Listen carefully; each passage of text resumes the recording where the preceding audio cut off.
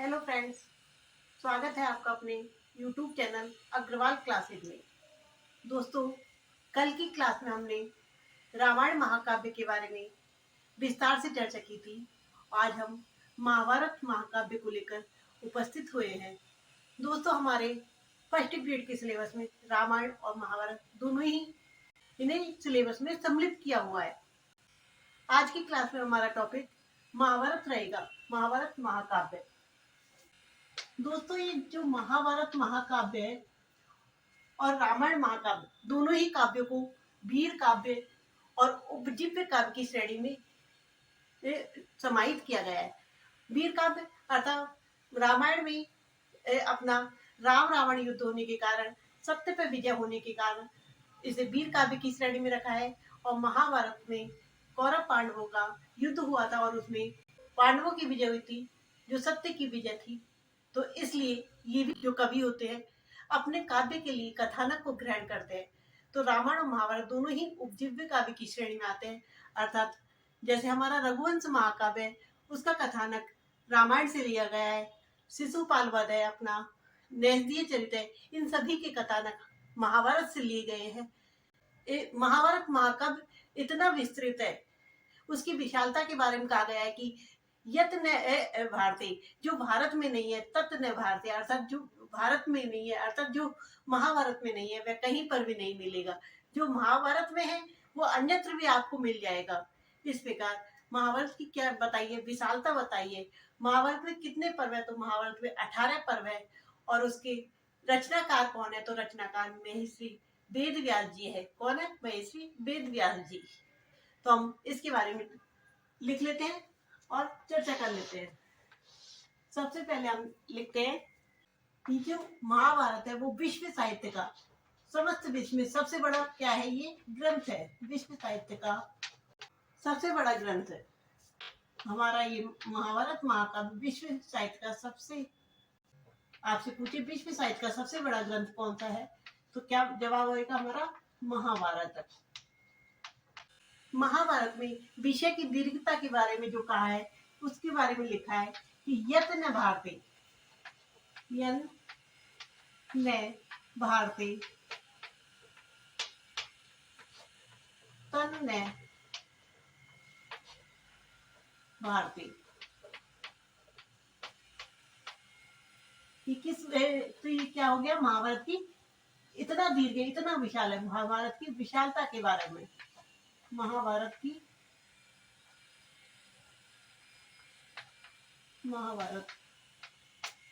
विषय की दीर्घता के बारे में लिखा है।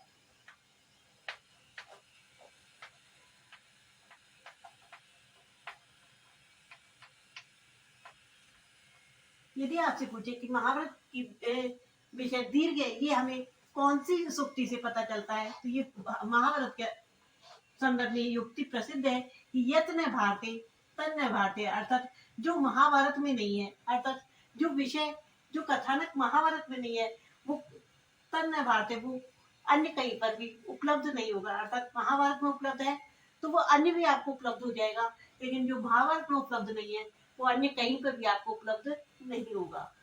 यदि महाभारत के रचयिता की बात करें तो इसकी रचना महर्षि वेद व्यास जी ने की थी। और महर्षि वेद व्यास जी को इस रचना को पूरा करने में, लिखने में 3 वर्ष का समय लगा था। तो कितना समय लगे था? रचयिता कौन कहलाएंगे? तो महर्षि वेद व्यास जी की क्या है? रचयिता महर्षि वेद व्यास जी। और उन्हें इस महाभारत को रचने में कितना समय कम लगा था? तो 3 वर्ष लगे थे। तो इसके संबंध में भी 3 वर्षों में महाभारत की रचना पूर्ण की थी। 3 वर्षों में महर्षि वेद व्यास जी ने 3 वर्षों में महाभारत की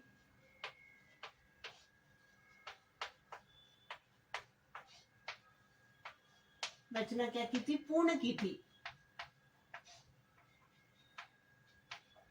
पूर्ण की थी।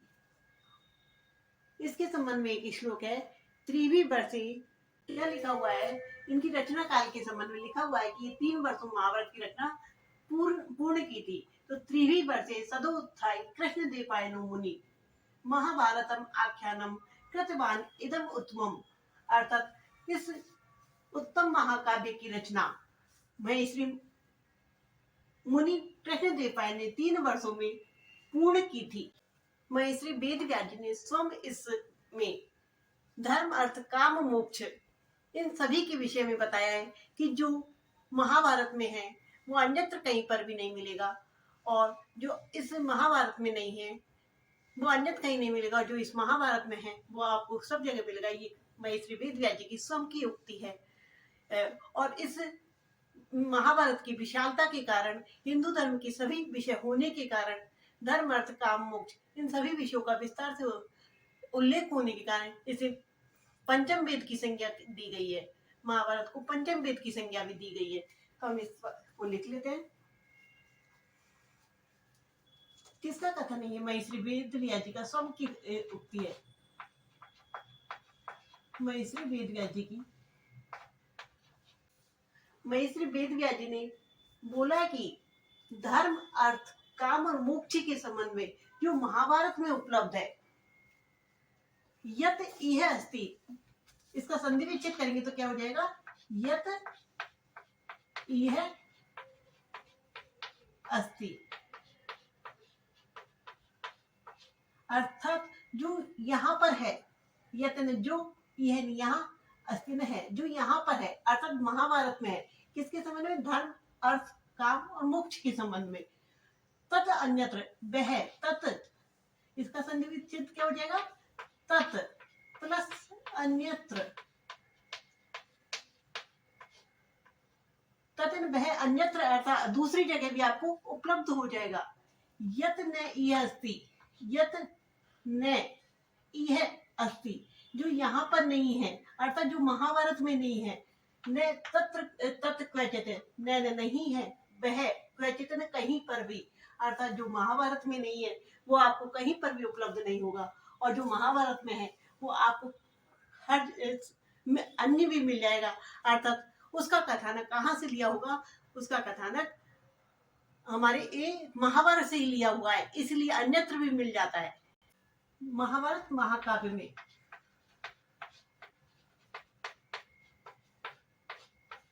प्रधान रस कौन सा है? तो प्रधान रस की बात करें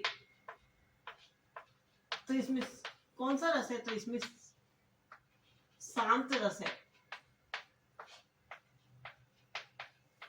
महाभारत में कौरव पांडवों का महाभारत का युद्ध देखकर हम किस में चले जाते हैं? वीर रस पर चले जाते हैं। लेकिन महाभारत में प्रधान रस कौन सा है? प्रधान रस शांत रस है, हमेशा पूछा जाता है। और हम जब रामायण पढ़ के आए थे तो रामायण में जो प्रधान रस था तो वो कौन सा था? तो रामायण में प्रधान रस करुण रस था, और महाभारत का प्रधान रस शांत रस है। महाभारत का विकास हुआ था वो 3 चरणों में पूर्ण हुआ था। पहले जय नाम से महाभारत का विकास हुआ था जिसमें 8,800 श्लोक थे। दूसरा भारत नाम से इसका विकास हुआ था जिसमें 24,000 श्लोक थे। और अंत में महाभारत नाम से इसका विकास हुआ था जिसमें 1,00,000 श्लोक हुए, और जिसे सत्यशास्त्री संहिता के नाम से जानते हैं। जो अपना जय नाम का जो विकास हुआ था, जय नाम से जो विकास हुआ था, वैशंपायन ने महर्षि वेद व्यास जी ने वैशंपायन को सुनाया था। दूसरे चरण में वैशंपायन ने नाग यज्ञ के अवसर पर किसको सुनाया था? तो जन्मेजय को सुनाया था। तीसरे जो महाभारत काल में तो सौनक आदि ऋषियों को सुनाया था। इस प्रकार इस महाभारत का विकास क्रम चला है, और अंत में जाकर महाभारत ग्रंथ की जो यात्रा पूर्ण हुई है। इस प्रकार इन तीनों क्रम को लिख लेते हैं। यदि दोस्तों एग्जाम में पूछा जाता है कि महाभारत का विकास क्रम कितने चरणों में पूर्ण हुआ था, तो 3 चरणों में पूर्ण हुआ था। कौन कौन से नाम है? तो जय, भारत और महाभारत। इस प्रकार इसके नाम परिवर्तित हुए थे। तो सबसे पहले किस नाम से विकास हुआ था? तो सबसे पहले हुआ था जय नाम से विकास।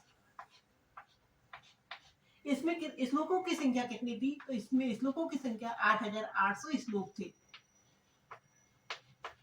8,800 श्लोक थे। और इसे किसने सुनाया था?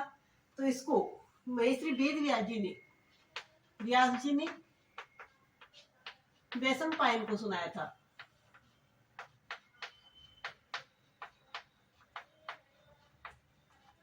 वैशंपायन को सुनाया था। वैशंपायन को सुनाया था। उसके बाद दूसरा जो काल वो आता है नाम इसका, तो दूसरा इसका नाम भारत मिलता है। क्या मिलता है? भारत।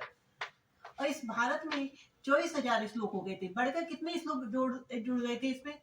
तो 24,000 श्लोक हो गए थे। और इसको किसने सुनाया था? तो इसको वैशंपायन ने सुनाया था। इसको वैशंपायन ने सुनाया था।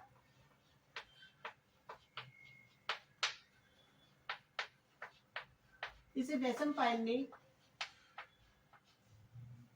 नाग यज्ञ के अवसर पर कब सुनाया था? तो नाग यज्ञ के अवसर पर। नाग यज्ञ किया हुआ था। किसने किया था? तो नाग यज्ञ जन्मेजय ने करवाया था। तो जन्मेजय को सुनाया था। नाग यज्ञ के अवसर पर जन्मेजय को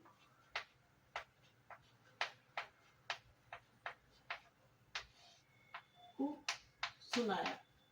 और इस जो महाभारत में तो हमें आख्यान प्राप्त होते हैं। क्या प्राप्त होते हैं? आख्यान प्राप्त होते हैं। लेकिन भारत में क्या था? आख्यानों का अभाव था। उपाख्यान,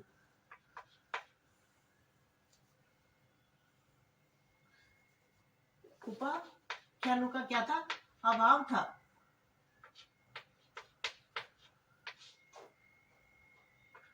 तो अभाव मिलता है इसमें। तो सबसे पहले किसने सुनाया था? तो सबसे पहले जय नाम से विकास हुआ था, जिसमें 8,800 श्लोक थे, और व्यास जी ने वैशंपायन को सुनाया था। दूसरे अवसर पर जब भारत नाम से इसका विकास हुआ था, तो इसमें 24,000 श्लोक हो गए थे, और इसे वैशंपायन ने नाग यज्ञ के अवसर पर, किस अवसर पर? तो नाग यज्ञ के अवसर पर जन्मेजय को सुनाया था। सुनाने वाले कौन थे? वैशंपायन। सुनने वाले कौन थे? तो जन्मेजय को। और इसमें क्या था? उपाख्यान नहीं थे उस वक्त। तो जब तीसरा जब महाभारत आया था, उसमें उपाख्यानों को जोड़ दिया गया था। तो तीसरा था हमारा महाभारत। और इसमें अब श्लोकों की संख्या कितनी हो गई थी? तो इसमें श्लोकों की संख्या 1,00,000 हो गई थी। और 1,00,000 श्लोक होने की वजह से इसे सत्यसावित्री संहिता के नाम से जानने लगे। इसका नाम क्या हो गया? सत्यसावित्री संहिता। और इसे किसने सुनाया था? तो इसे जन्मेजय ने सुनाया था। इसे किसने सुनाया था? तो जन्मेजय ने। कब सुनाया था? तो जन्मेजय ने सुनाया था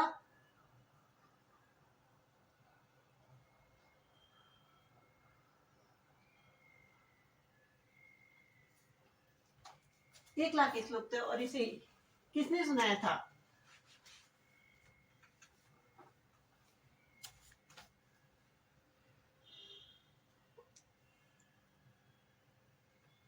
एक लाख श्लोक थे। और इसमें क्या थे? इसमें उपाख्यान भी जोड़ दिए गए थे। उपाख्यान भी क्या कर दिए थे? जोड़ दिए थे। जोड़ दिए। और इसे किससे सुनाया था? तो इसे सोती आदि ऋषियों ने, सोती ऋषि ने, सोती ऋषि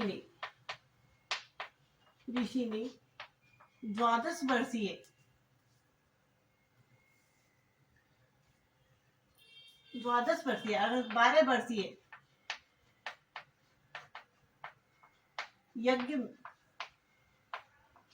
के अवसर पर, 12 वर्षीय यज्ञ के अवसर पर नैमिषारण्य तीर्थ में, यज्ञ के अवसर पर नैमिषारण्य में, कहां पर सुनाया था? तो नैमिषारण्य में। नैमिषारण्य क्या कहलाता था? तीर्थ कहलाता था। नैमिषारण्य में किसे सुनाया था? तो सौनक आदि ऋषियों को सुनाया था। सौनक आदि ऋषियों को सुनाया था।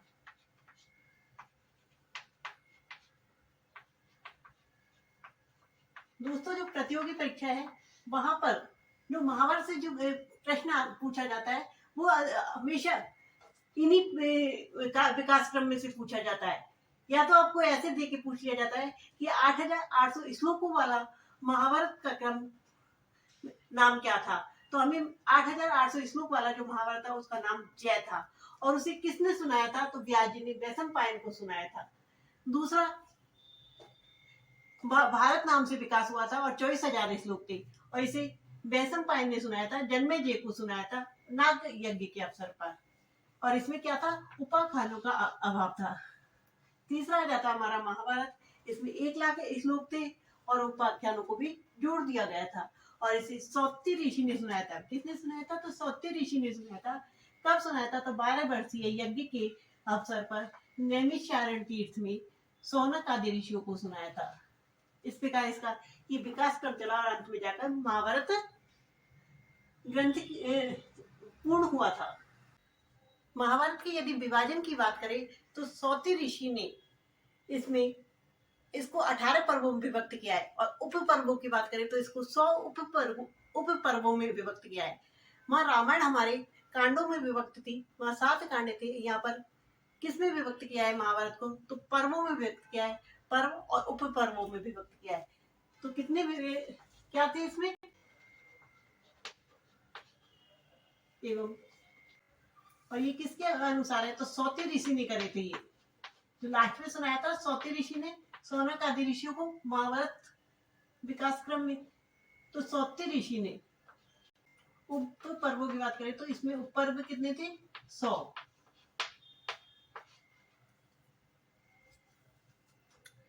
और ये 18 पर्व की बात करें तो 18 पर्व कौन कौन से हैं? तो इन 18 पर्वों की बात करें तो सबसे पहला पर्व आता है हमारा आदि पर्व। कौन सा पर्व आता है? आदि पर्व, वन पर्व। दोस्तों, हमारे महाभारत में 18 पर्व है। सबसे पहला पर्व आता है आदि पर्व। आदि पर्व अर्थात जो सबसे प्रारंभिक होता है उसे क्या कहते हैं? आदि में, अर्थात सबसे पहले। तो आदि पर्व सबसे पहले आता है। उसके बाद आता है सभा पर्व। सभा पर्व के बाद आता है हमारा वन पर्व। चौथा आता है हमारा विराट पर्व। पांचवा आता है हमारा उद्योग पर्व। छठा आता है हमारा विश्व पर्व। सातवां है हमारा द्रोण पर्व। आठवां है हमारा कर्ण पर्व। नौवां है शल्य पर्व। 10वां है सौप्तिक पर्व। 11वां है हमारा स्त्री पर्व। 12वां है हमारा शांति पर्व। और 14वां है हमारा अनुशासन पर्व। 14वां हमारा कौन सा है? आश्वेधिक पर्व है। 15वां हमारा आश्रम वार्षिक पर्व है। और 16वां हमारा मौसल पर्व है। 17वां हमारा महाप्रस्थानिक पर्व है तथा 18वां स्वर्गारोहण पर्व है।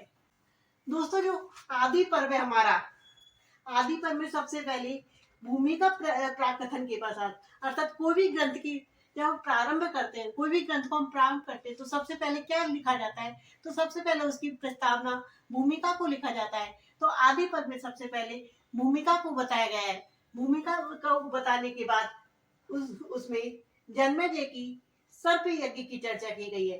जो महाराजा जन्मेजय थे उनकी सर्प यज्ञ की चर्चा की गई है। उन्होंने कौन सा यज्ञ संपन्न करवाया था?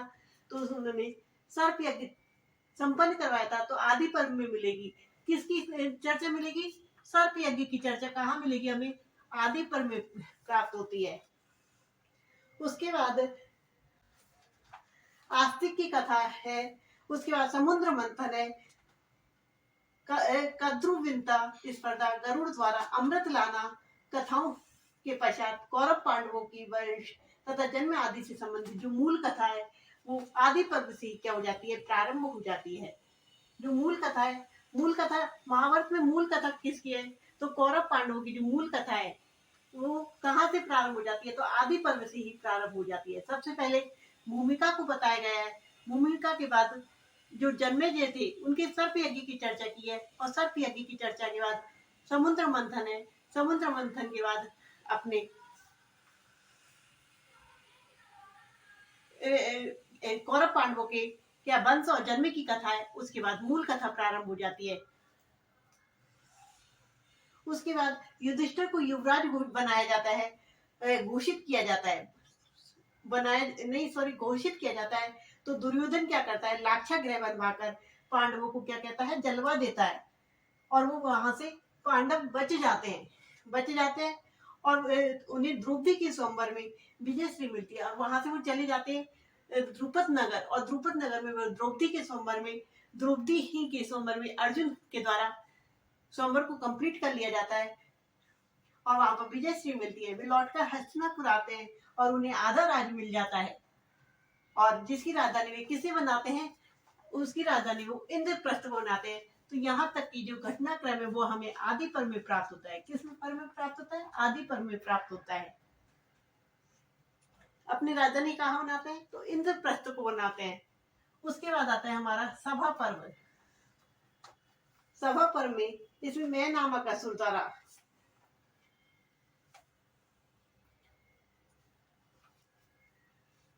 के द्वारा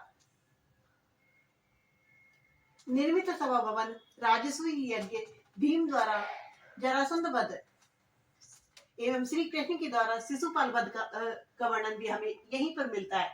तो यदि आपसे पूछे जो हमारा माघ का शिशुपाल वध जो ग्रंथ है उसका जो कथानक ग्रहण किया गया है, कथा वस्तु ली गई है, वो कहाँ से ली गई है? तो वो महाभारत के सभा पर्व से ही ली गई है।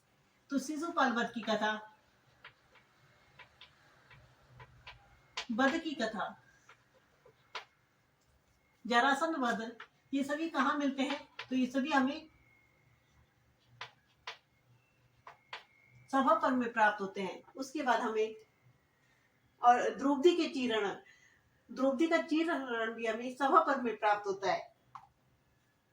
उसके बाद वन पर्व में क्या मिलता है? तो वन पर्व में हमें मिलता है, इस वन पर्व को ही अरण्य पर्व के नाम से भी जानते हैं। किस नाम से? अरण्य पर्व के नाम से। और जो हमारा अरण्य कांड था वो कौन सा कांड था महाभारत का? तो तीसरा कांड था। और ये भी हमारे यहाँ पर भी जो अरण्य पर्व है वो कौन सा है? तो तीसरा है। उसके बाद सबसे पहले कौन सा आया था? आदि पर्व आया था। उसके बाद सभा पर्व, सबसे पहले आदि, उसके बाद सभा लगी, सभा के बाद वन पर्व और अरण्य पर्व।